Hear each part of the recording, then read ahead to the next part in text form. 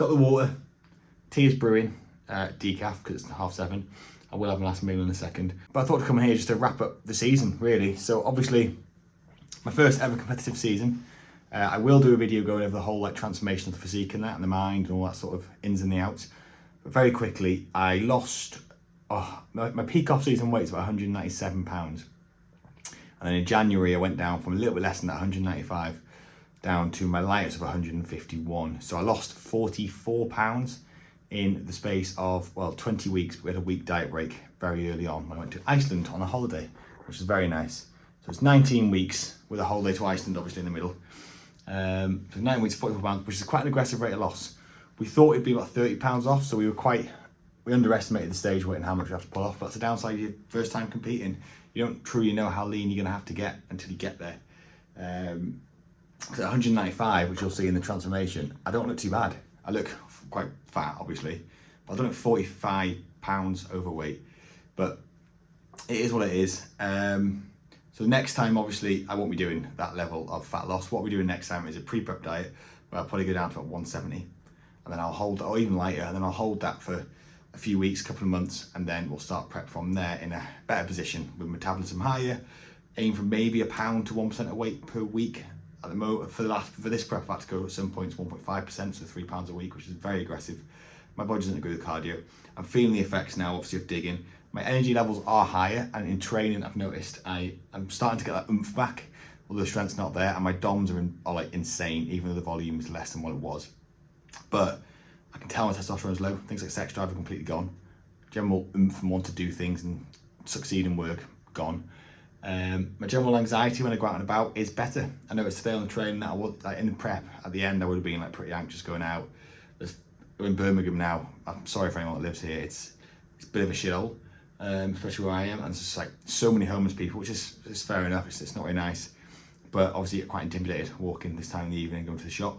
But when you're not prepping, you don't really think twice about it. But when you're prepping, you get very like anxious about all that. And obviously my nerve issue in my leg, I can't really do any steps at the moment, which is a nightmare because of this nerve issue. So I don't know what's causing that. I'm hoping it just goes as I take the foot off the gas, but I'll speak to the coach, liaise with him, and we'll go from there. But as for what I'm doing next is I did 2 shows, 1 show, no expectations, first ever show. I only wanted to do it to see if I could actually do the prep. Bear with me. Didn't want to forget about my tea. So 2 shows, it's very strong now. So I did 2 shows. Obviously I went into this prep with no expectation of placing or anything like that. I know what my genetics are like. I know how long I've been training. I haven't got the genetics where you just know you're going to do really well. But I wanted to see if I could do it. It's a really hard thing to do. I've done many diets, literally never that lean. The lightest I've got is about 15 pounds heavier than that actually. So I lost another 15 pounds from my lightest, and I was pretty beach lean then. But yeah, so I knew I wasn't going to do like really well. That wasn't my goal, which is good because what it meant was the downside of that is obviously there's doubts throughout the prep. But you start thinking, why am I even doing this? Like, it's not competitive. It's a lot of effort. You know, it strains your relationships, your work. It really does, no matter how much you try and avoid it. And if I have to say so myself, I did a really good job at avoiding most of them things as much as possible. But that's a downside of having not really a competitive side. But the benefit is when it actually came to show day, I had no stress. I didn't care if I came last. All I wanted to do is not like an absolute twat on stage. I didn't want to be too fat and people think, why is he here? And I didn't want to be completely dead last. Or things to go wrong, or we to fall over, that sort of thing that you get when you first time on anything but stage especially. But when I got 6th, I just missed that first call out of top 5. That's when I got a bit of a competitive side and I thought, oh actually, I'm better than I thought. Still not like a genetic freak, I'm never going to be winning competitions, but I think I can place top 3s in the future. So second show was only 2 weeks later, so we pulled another 2 pounds down. A much better look. At the stage when my body isn't as responsive, so I'm not holding muscle as well. I had to do lots and lots of cardio. I was getting up to an hour a day, 15 to 20,000 steps. Food as low as 1,500 calories, and then obviously training 5 days a week. So it's very, very hard. Ignore this. I'm sorry about this camera. But I absolutely loved prep. I loved every minute of it. It was so good. I learned a hell of a lot about myself, which I'll cover in a different video because this will be very long as it is. But I thought I'd come here to say I will be competing again.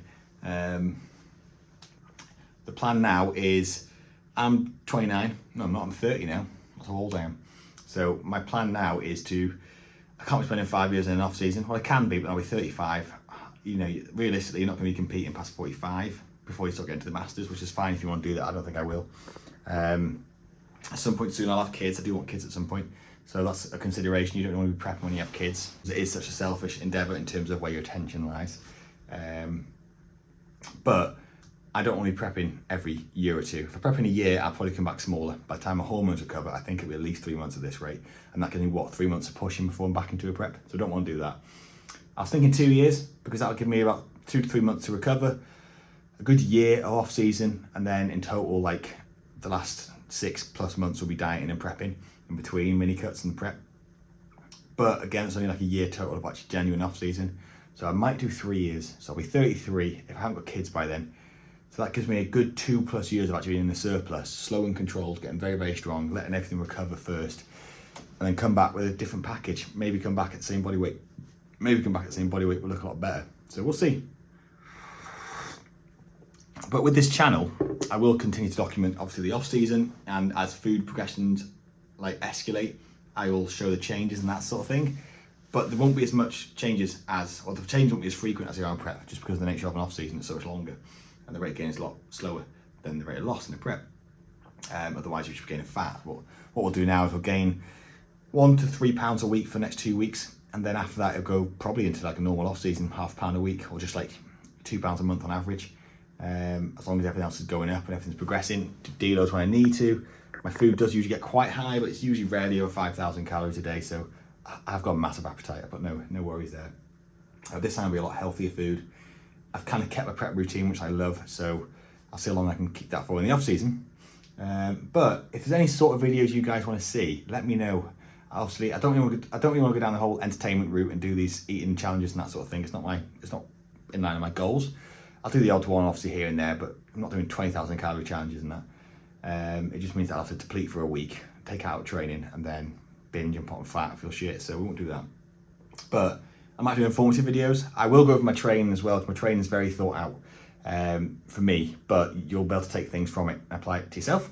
So we'll definitely go over some of that sort of thing. A lot of people have asked me questions about my next plan, and that is why I'm doing this little section of the video.